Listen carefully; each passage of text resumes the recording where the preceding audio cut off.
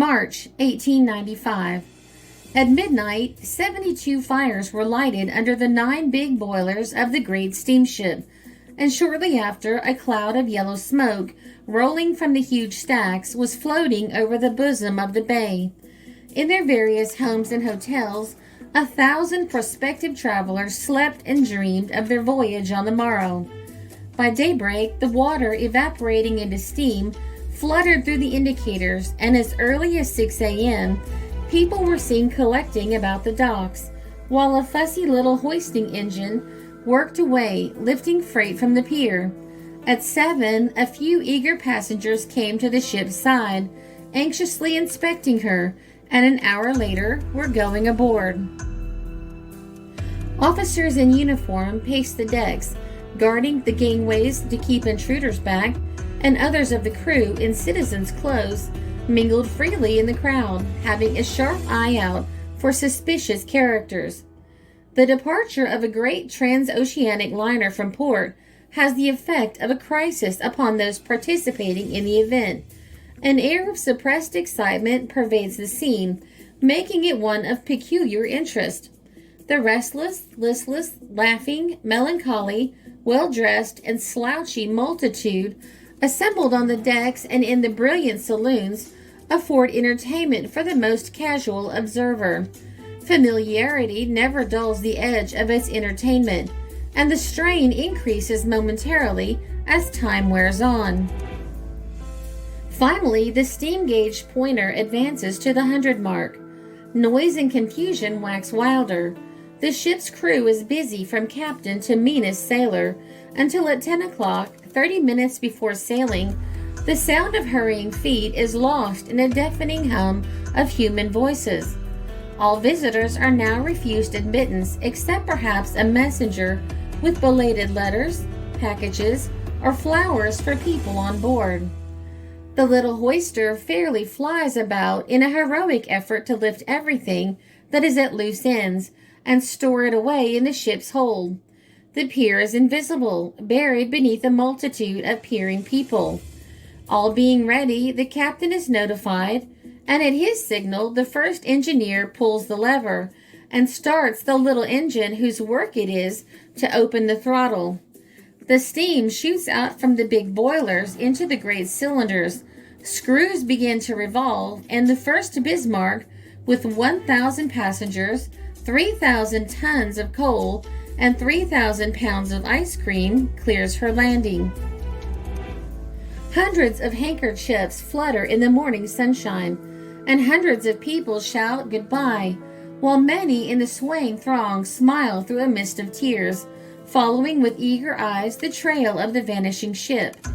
I suppose the keenest sensation of an observant traveler who, for the first time, settles himself for a voyage across the Atlantic is one of sheer amazement.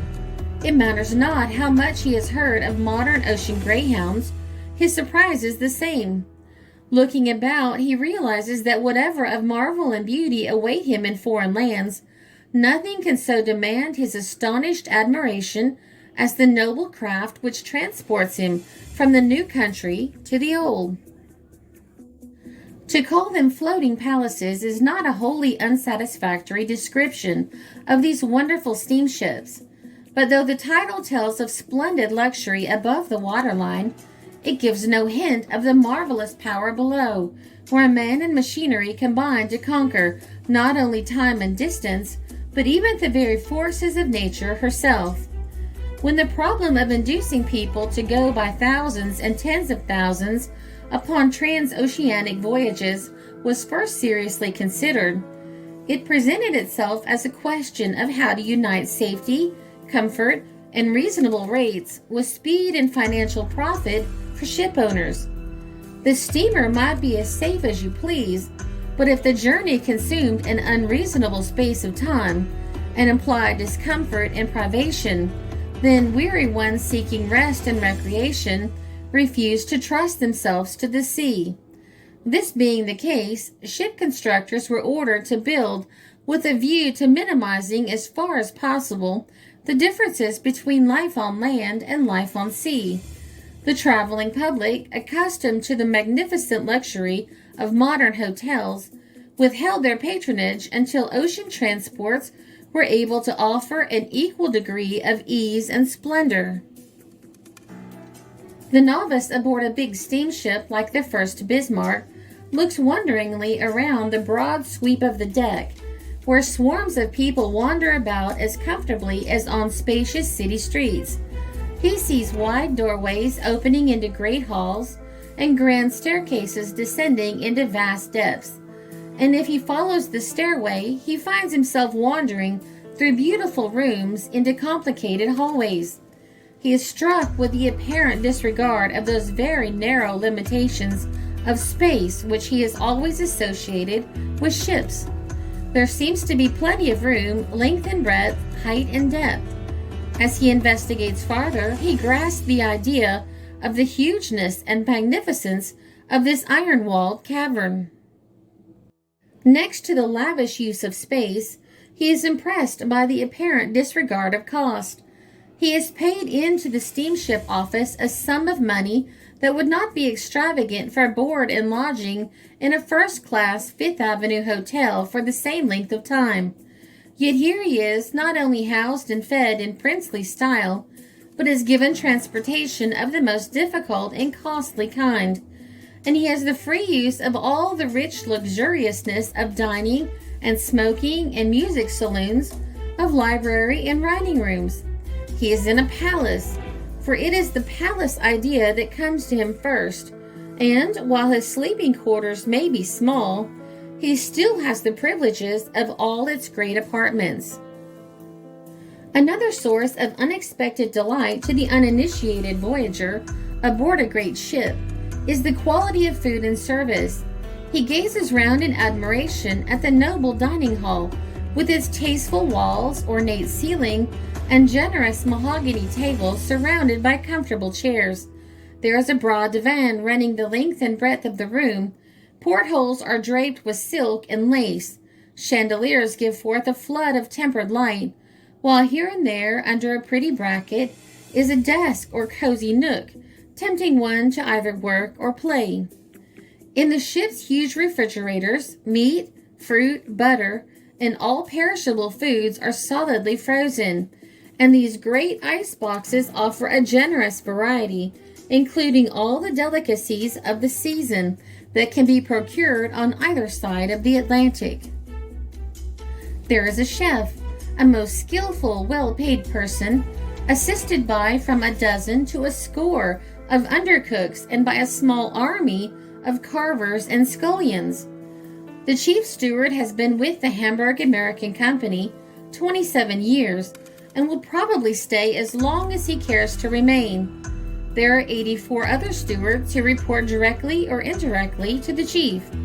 The passengers are divided into 3 classes: first cabin, second cabin, and steerage, so that 3 separate and complete kitchens and dining rooms are kept up.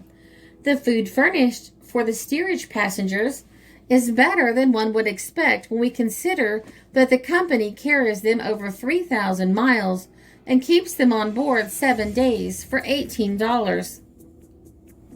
The food and service in the second cabin is better than that of the average $3 a day American hotel. In the first cabin saloon, it is perfect. Everything about the ship, after true German fashion, has a military air. The stewards file in regular order, and when a change is made, they all march out, keeping time to the band and making, with their neat uniforms and snow-white gloves, a goodly sight to see. The regular dinner consists of from 7 to 10 courses and is fit for the emperor. The wines and ales are excellent, and, what surprises everyone, they are 40% cheaper than in New York. In addition to the regular meals, at 8 o'clock every evening, they serve tea in the main saloon to all who care to indulge in that stimulant. After that, at 9 o'clock, the band gives a concert in the second cabin saloon, which is always attended by many of the first cabin passengers. There, the people sit about the tables and eat the daintiest little sandwiches, and some of them drink the delightful Hamburg beer while the band plays. If you are sick and remain in your berth, the room steward will call half a dozen times a day to ask you what you want to eat. If you remain on deck, the deck steward will bring you an excellent dinner without any extra charge. If you can afford to ignore expense, spacious apartments can be had in the big deck staterooms with their private baths, wide soft beds, and abundance of place for trunk and traps. But even in the staterooms in the depths of the ship, there is a delightful display of that ingenuity which has labored for the comfort of the passengers everywhere. The conveniences from making the toilet so compact, yet so effective, and as everywhere else, there is splendid service. The boots come in the night and looks to your shoes. The room steward comes in the morning to see whether you are in good condition or need something to set you right for your toilet. The bath steward makes ready your bath and calls you for it. And you may leave your things about and pay no attention to keys because there is small chance of theft. Then there are the baths. No meager basin of water, but big marble tubs where a hot and cold plunge is always ready. The problem of exercise, a serious one for those taking long sea voyages, is partially solved by the broad decks running almost the full length of these mighty ships. They remind one of the great highways of a city. At night, when illuminated with electric lamps, all view of the sea cut off by darkness, then the illusion is complete, and one can fancy oneself strolling up and down a gay avenue. Those who are not walking or dancing lounge along the rail or range themselves in rows against the wall, commenting on the chattering throng as it surges by.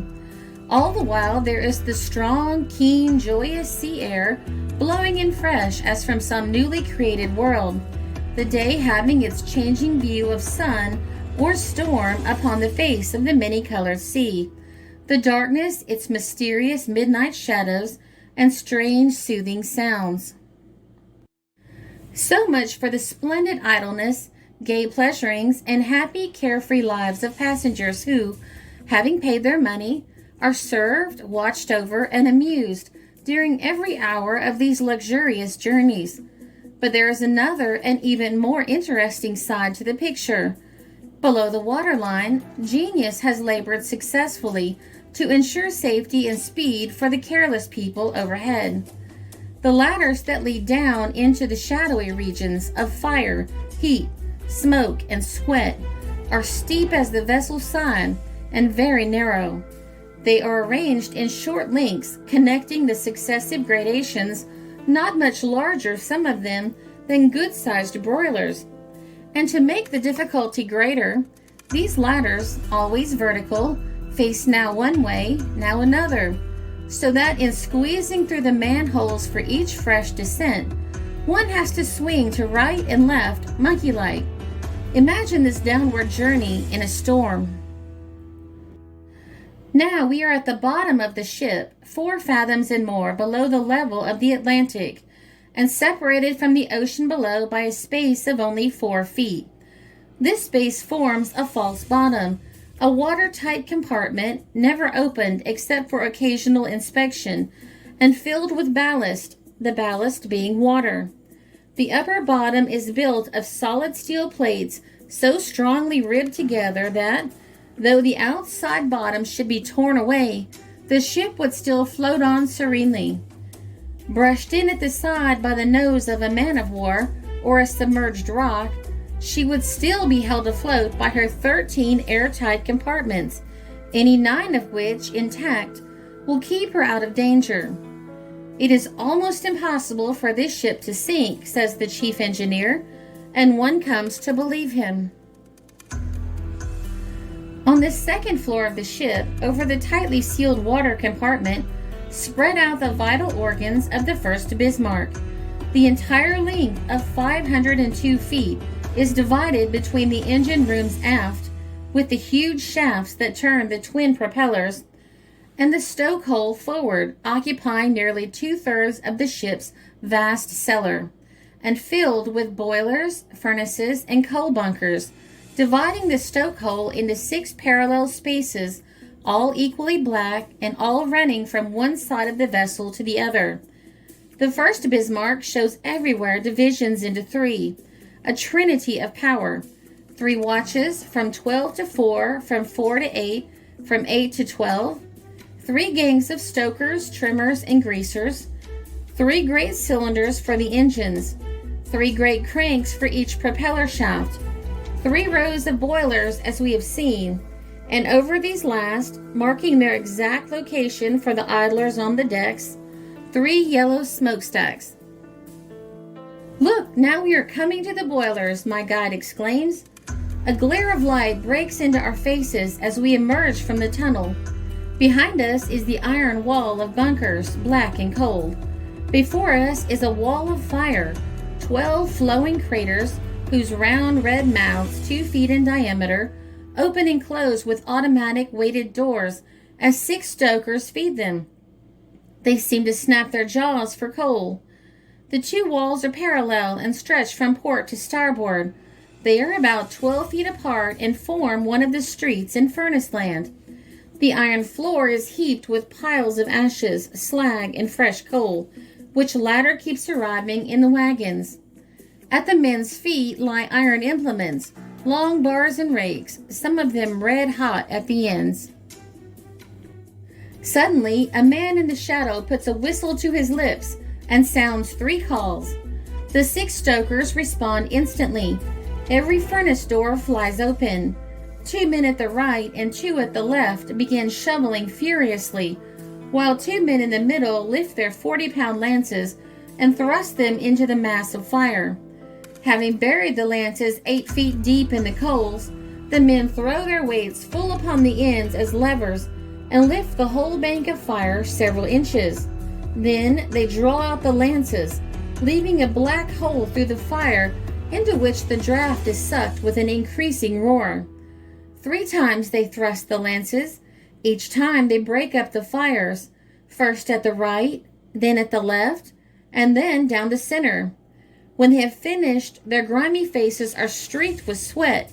Their bodies are steaming.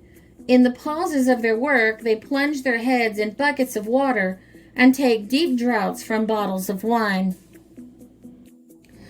Resting on the 12 furnaces are 3 huge boilers, which rise with great curving cylinders, rivet-studded, ending somewhere in the darkness far above. One peers up vainly to make out the tops. Each of these boilers could receive in its enormous girth 4 Broadway cable cars, and the 3 fill the width of the ship, their iron sides pressed close together. They are about 20 feet in length, and underneath their farther end, in the next stokehole space, burn 12 other furnaces equal in size to those before us, making 8 roaring fires to 1 boiler, or 24 furnaces to the 3, in each furnace able to take in half a ton of coal at a gulp. The man with the whistle is one of the 3 Oberheisers on duty for each watch, there being 9 of them in all, with 9 gangs of men. Each Oberheiser directs 12 stokers, who feed the 24 furnaces under the row of boilers, 6 at one end, 6 at the other, each ending 2 fires. But there is more than 1 row of boilers. The Furst Bismarck has 3 or 9 boilers in all.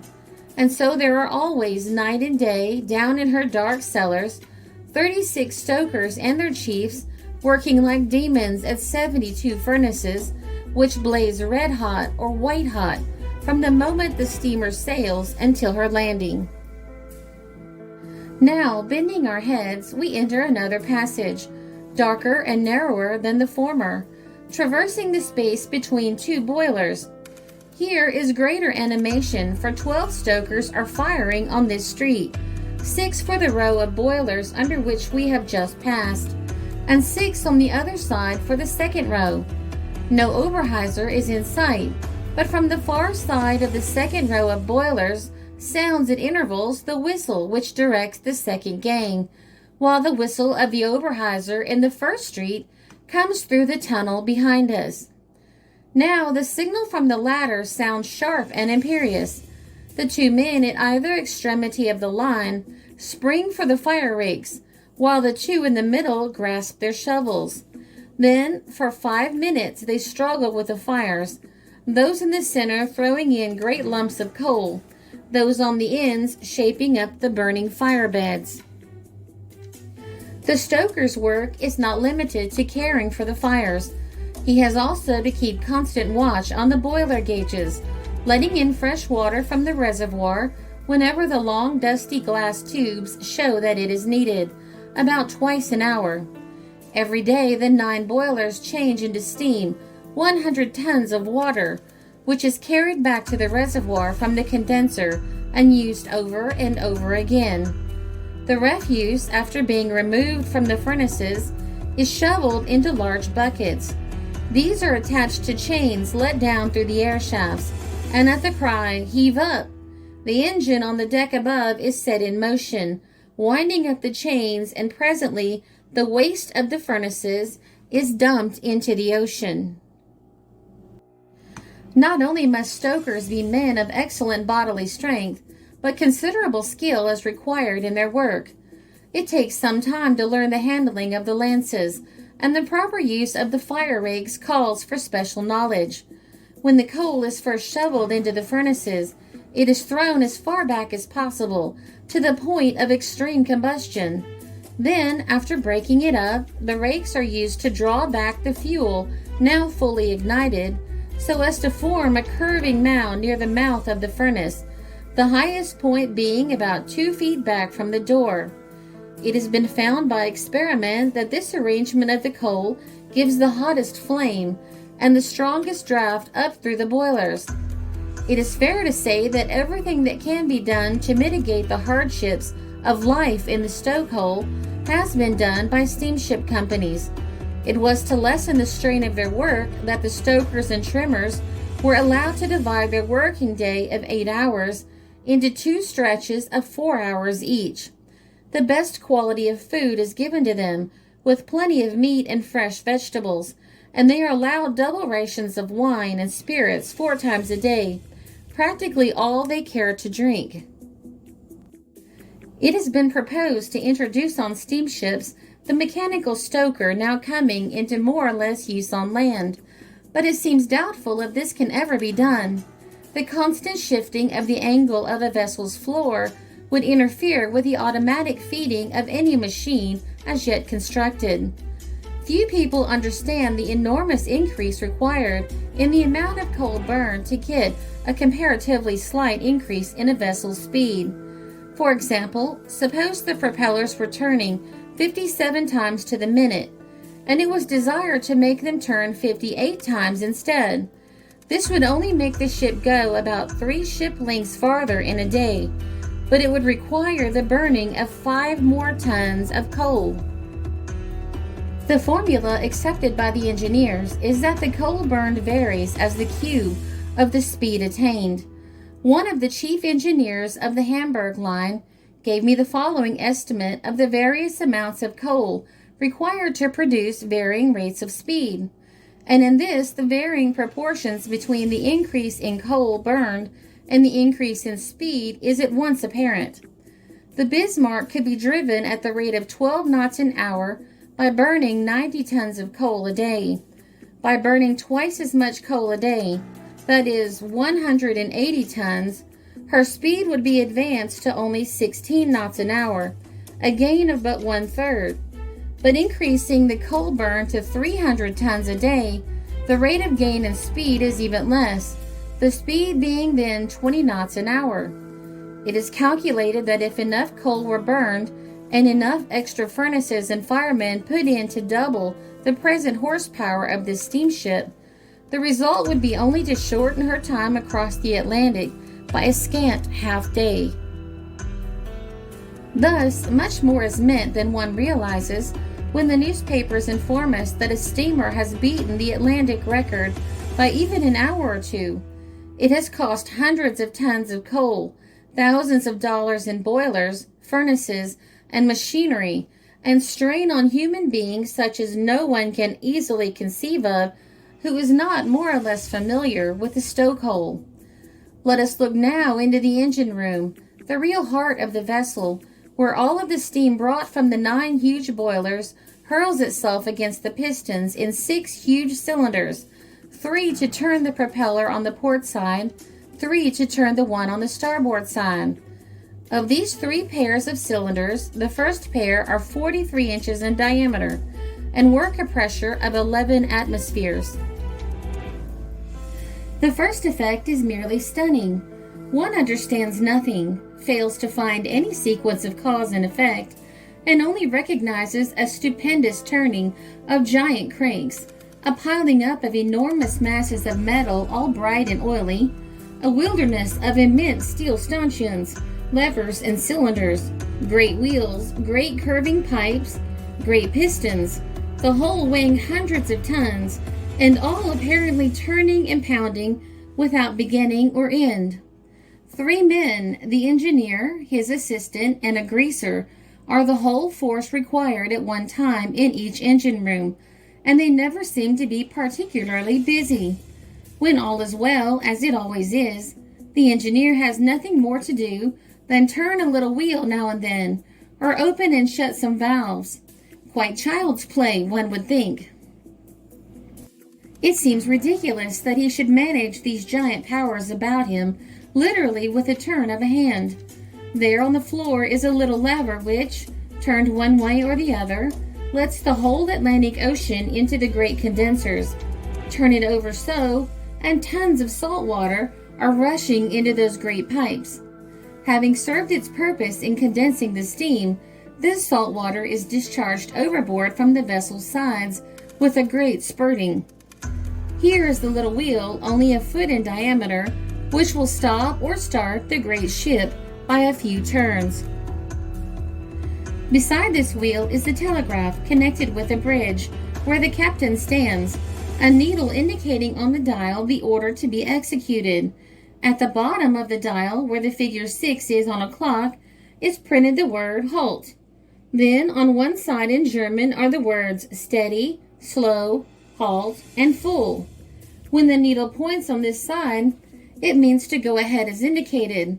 When it points on the other side, where there are corresponding words, it means to reverse the engines and go backward.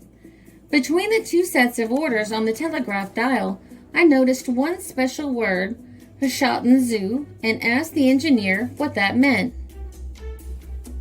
That, he answered, is one of the most important signals of all. It is given twice in 24 hours on every day of every voyage, but we never know when it will come, day or night. It is the signal to close the great iron doors that separate the watertight compartments in the engine rooms. They can all be closed within a minute of the giving of the signal. That is what we practice every day. The engineer proceeded to show me these iron doors and explain their working. In each partition in the engine room is an opening about the size of an ordinary low doorway through which the men pass in their daily work. Each set of boilers with the underlying furnaces may be quite shut off from the rest of the ship, and each engine room may be shut off from the other. The whole hull of the ship is divided by 12 massive partitions of iron and steel, which no force would crush through. There are therefore 13 watertight compartments, and the ship would float on undisturbed, even if 3 or 4 of them were stove in and filled with water. The method of closing the compartments is beautifully simple. A heavy iron door, sliding between heavy wheels, is always poised above the opening, held in place by an iron pin, which has only to be loosened to let the door slide downward and close by its own weight. These doors are so heavily built that in the daily maneuvers it takes 2 men 4 minutes working with all their might at ratchet and wheel to hoist them to their places.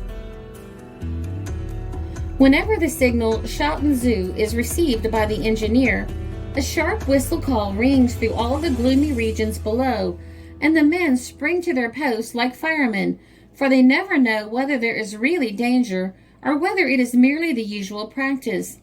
At a second signal, the 2 men stationed at each door loosen the pins, which allows the wheels to turn, and in a few seconds the 13 watertight compartments are secured.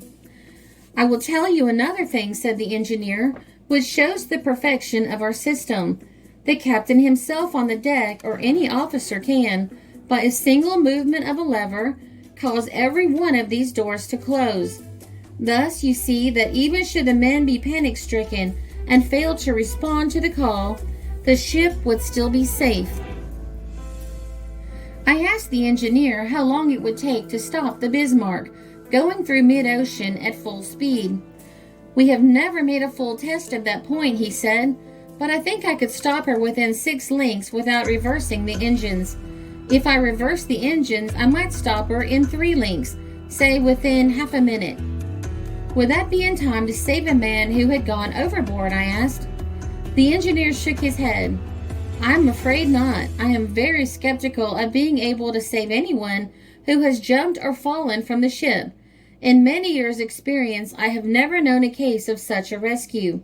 Of course, I'm speaking now of large steamers with propellers. You see, the person who goes overboard is almost always drawn in by the suction of the ship and struck by the revolving screw. Of course, that means death. If a man jumps straight off the stern and as far out as possible so as to clear the blades, and then if he could keep afloat long enough, he might be picked up by a boat. That's about the only chance. But usually people who jump from a ship wish to die." The man at the wheel who puts her over to starboard or port, grasping the handles of a great wheel with either hand as a pilot is seen to do on a ferry boat is, as most readers are no doubt aware, not to be found on the great steamships. There is still a wheel. On the Furst Bismarck, it is a double wheel, 6 feet in diameter, and so heavy that 4 men with all their strength can scarcely manage it in easy weather, while 8 men are required to steer with it in a storm. This, however, is only for use in an emergency, its great spokes being never even touched unless some accident happens to the steam steering apparatus usually employed. What really steers the ship is the strength of a 75 horsepower engine placed in the steering room at the extreme aft of the ship, where the emergency wooden wheel is also placed. This engine, by means of small cogged wheels and by a massive iron chain, turns a great iron wheel placed horizontally either to the right or the left. This iron wheel is as wide as a house and weighs many tons. Its upright axis passes down through the bottom of the ship and is fitted to the rudder, which swings beneath the propellers and, like them, seems ridiculously small as the final recipient and agent of such enormous power. The steering wheel never makes a complete revolution on its axis, but only turns a few degrees to the right or the left as the engine is directed. When the steam is allowed to rush in on one side of the pistons, the wheel turns one way, and when the steam is let in on the other side, the wheel turns in the other way. All that the captain or officer on the bridge does in steering the ship is, with the guidance of a dial, to open or close the valves which let the steam into the cylinders of the steering engine. They seem to be steering the ship by their own effort, but really they are doing nothing more than pulling the reins on one side or the other to direct the giant of steam who steers for them. The last thing one comes to working aft in exploring the bottom of a ship is the shaft room, through which the twin axles pass from the cranks of the engines to the great screws that project behind. Not many ocean travelers have entered this room or been able to form an idea of the enormous size of these propeller shafts. Each one of them is nearly 2 feet in diameter and 142 feet in length. Each is made of the toughest steel and is in 8 sections screwed together with elaborate couplings. Each averages a ton in weight for every foot of length. That is, 10 feet of each shaft weighs 10 tons, and the whole shaft weighs, with the couplings, nearly 150 tons. They are painted white, and so uniform is their coating and so true do they run in their bearings that as one watches them spin around, they seem scarcely to be moving at all. As a matter of fact, though, when the vessel is running at full speed, they turn about 75 times per minute, and it is with a strange sensation that one stands in this long, low room with its bare white painted iron walls and feels only a few feet beyond the iron partition the tremendous impact of those swift turning screws against the plunging, surging water, kicking as it were at the great Atlantic with the force of 16,000 horses. It is always an advantage to have steamers with twin propellers, because should anything happen to the steering apparatus or to the rudder, the ship may be steered with absolutely no danger by simply reversing one screw and going ahead with the other, the effect being the same as when a rowboat is guided by holding one oar still and working the other. But there are other advantages of the twin screw system. It secures the longitudinal bulkhead, a solid steel partition which runs from stem to stern and divides the ship into halves. Each side is fully equipped with an independent set of engines and boilers and shaft and screw. An accident to the machinery on one side, therefore, in no ways affects the other, which will continue its work and propel the ship with only slightly diminished speed. Thus marvelously constructed and equipped, the ocean flyer makes her appointed voyage swiftly and securely in any sort of weather, accommodating within her ample walls the life above and the life below. The two is widely separated as two worlds, and the personal equipment is no less remarkable than the mechanical skill and scrupulous attention marking it everywhere. The captain on his bridge, the chief engineer in his luxurious oak-finished office, surrounded by easy chairs and soft couches, and burnished dials and indicators, and all under them have, night or day, but one thought, one duty, to see that all is well. And in consequence, rarely, almost never, is it otherwise than well.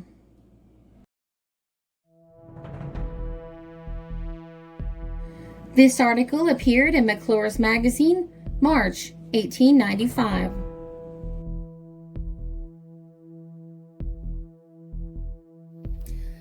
This is a Country Road production because history is fascinating.